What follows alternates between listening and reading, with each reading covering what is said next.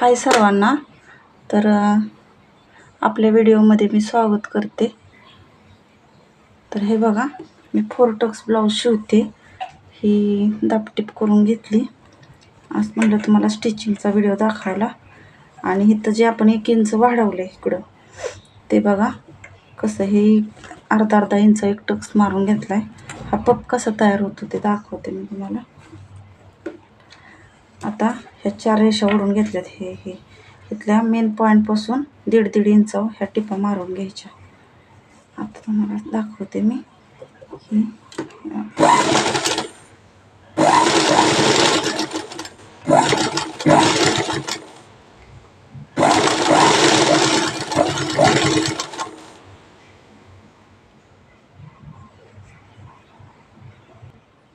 तर बघा,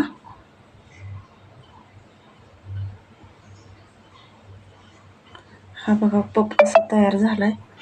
हा पप असा तयार होणं गरजेचं आहे. आणि हे प्लेन दाखवते तुम्हाला, अस्तर जोडलेलं. हे प्लेन आणि हा पप. फरक वाटतोय का नाही सांग. तर असा हा पप तयार करायचा 4 टक्सला. प्रिन्सपेक्षा भारी दिसतो. आणि मला असेच ब्लाऊज चांगले आवडतात. खूप सुंदर असा हा पप तयार होतो. बघा कसं तयार झालं हा पप. आणि हे प्लेन, ह्याला आता पप तयार करून घेऊया. आणि अशा खुणा मारायच्यात. ह्या खुणा खूप महत्त्वाच्या आहेत. ही 1 इंच ब्लाऊज इथं वाढवून घ्यायचा. आणि ह्या अशा. तर तुम्ही 3 टक्सवर पण हा ब्लाऊज शिवू शकता. ह्या 3 टक्सवर, ह्या टक्सची गरज पण नसते. 4 टक्स म्हणल्यावर तो टक्स मारायचा असतो. खूप दिवस पेंडिंग होता हा ब्लाऊज आपला. आता शिवाय घेतलाय मी. तर तुम्हाला मी दाखवते एक पार्ट कसा शिवायचा तो. तर चला हा शिवून घेते मी. तर हे बघा, हा पण आपला दुसरा पार्ट शिवून झालाय. ह्याला पण पप आलाय, मस्त असा पप काढलाय.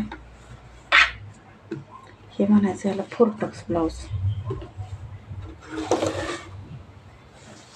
हे 2 पप.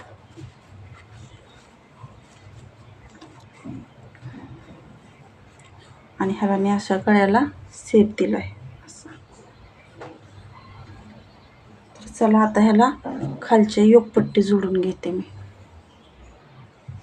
तर हे बघा, आता मी ह्याची योगपट्टी जोडून घेतली. बघा, आतून बाहेरून काही टिपा दिसत नाहीत ह्या योगपट्टीच्या. अशा प्रकारे. तर ते कशा जोडायच्या ते सांगते तुम्हाला. असा हा भाग घ्यायचा. ही आपली योगपट्टीची पट्टी, ही मोठी बाजू हिथून आतून आतल्या बाजूने अशी ठेवून द्यायची उलटी. आणि ही डिझाईनची बाजू, ही पण अशी उलटी ठेवून द्यायची. आणि हिथून अशी सरळ रेष मारायची.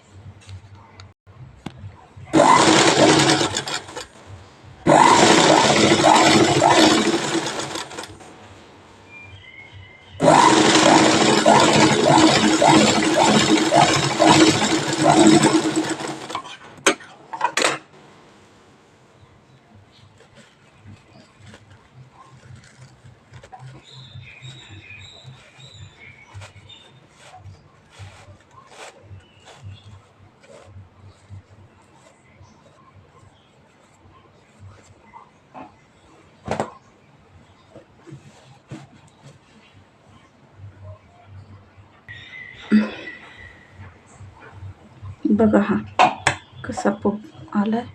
आणि ही योगपट्टी बसून गेली आपली. आता हे झाले आपले समोरचे भाग शिवून. हे बघा, हा आणि हा. आता ह्याला फक्त हुकलूक पट्ट्या लावायच्या आणि ते करायचं. आता आपण पाठीमागचा भाग शिवाय घेणार आहे. तर मी हे बघा पुढचं बाही पण दाखवते. बाहीला मी अस्तर लावून घेतलं होतं, पण म्हणलं एक व्हिडिओ करावा पूर्ण फुल स्टिचिंगचा.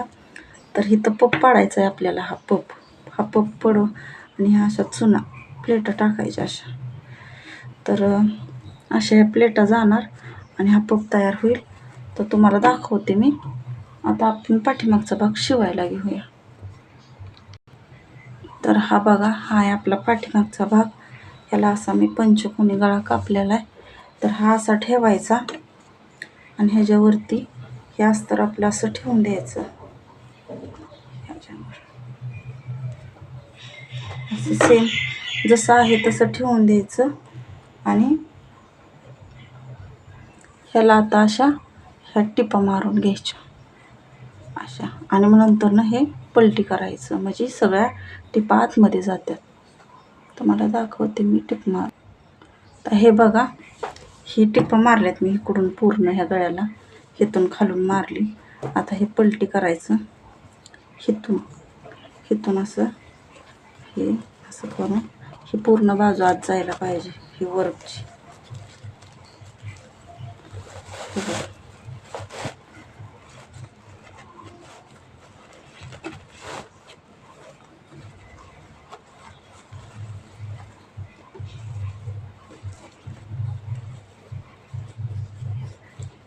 आली का बाजू? अशी बाजू येते, हे अशी. आता ह्याला टिप मारून घ्यायची.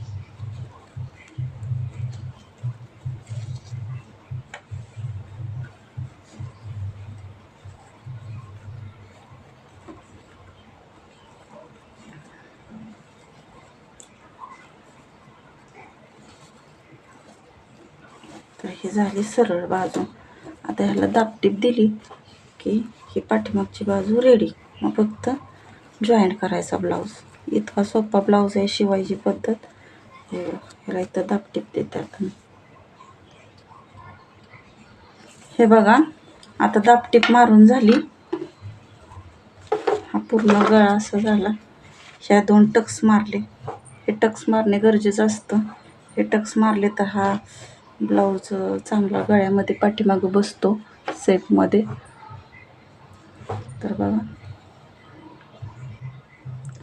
आता ह्या ब्लाऊजला आपण पप पाडून दाखवते. पपची बाई कशी असते. हा आपली बाईची उंची आणि इथून आपल्याला 3.5 इंच वाढवायचं आणि हा असा सेप देऊन घ्यायचा आहे. तर तुम्हाला दाखवते मी. तर इकडून अशा 4 आणि इकडून अशा 4 प्लेटा मारायच्या आणि हा असा पप तयार होतो. हे बघा, हा आपला पप तयार झालेला आहे ब्लाऊजला. मस्त अशी हात असा हात दिसणार आहे असं. चला अजून मी दाखवते पुढच्या बाईच. आता दोन्ही पप शिवून झाले. आता आपण ब्लाऊज जोडून घेऊया. पहिल्यांदा हा पाठीमागचा भाग आणि हा पुढचा भाग अशी टिप असे शिवून घेऊया. अशी टिप मारून परत उलटा करून, म्हणजे टिप दिसून येत नाही. तर चला मी शिवून घेते.